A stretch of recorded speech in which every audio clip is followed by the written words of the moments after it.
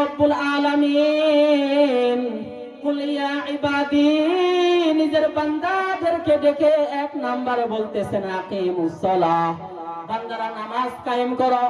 আল্লাহ তাআলা বললেন, হে আমার বান্দারা, আকিমুস সালাহ, নামাজকে তোমরা হেফাজত করো, নামাজ সম্পাদন করো, নামাজ সঠিক সময়ে নামাজকে সঠিক সময়ে আদায় করো। হাফিজু আলাস সালাওয়াত, নিজের নামাজের প্রতি তোমরা যত্নবান হও। বান্দাদেরকে ভালোবাসার ডাক দিয়ে নামাজের প্রতি দাওয়াত দিলেন কে? নামাজের প্রতি দাওয়াত দিলেন কে? পৃথিবীর মালিক কে? আসমানের মালিক কে?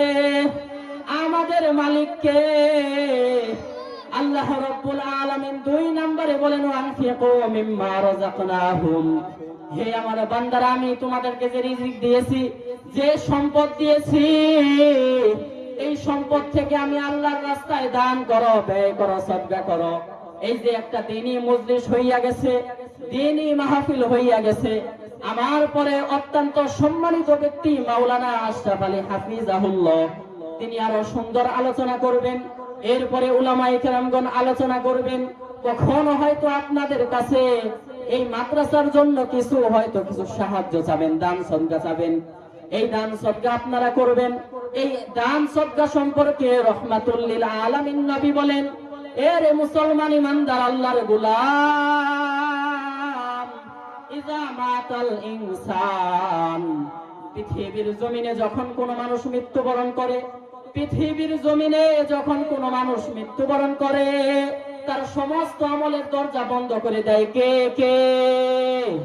তার সমস্ত আমলের দরজা বন্ধ করে দেয় আসমানের মালিক আল্লাহ। ইল্লা মিন সালাসিন, তবে 3টি দরজা খোলা থেকে যায়। 1 নাম্বার হলো সাদকাতুন জারিয়াতিন, এই যে উলামায়ে কেরামগণের হাতে আপনারা মাদ্রাসার জন্য দান করবেন, মসজিদের জন্য দান করবেন, এটা সাদকাতুন জারিয়াতুন। এটা এমন একটা দান সদকা, আপনি কিয়ামত পর্যন্ত কবরে ঘুমায়া থাকবেন, কিন্তু কবরের মধ্যে আপনার আমলনামায় সওয়াবগুলো যাইতে থাকবে, পৌঁছাইতে থাকবে।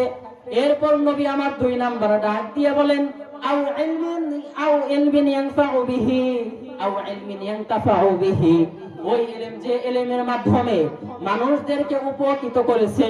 3 নাম্বার হলো ওয়ালাতুস সলিহা, নেককার সন্তান। আওয়াজ দিয়ে বলেন, কি সন্তান? কি সন্তান? নেককার সন্তান।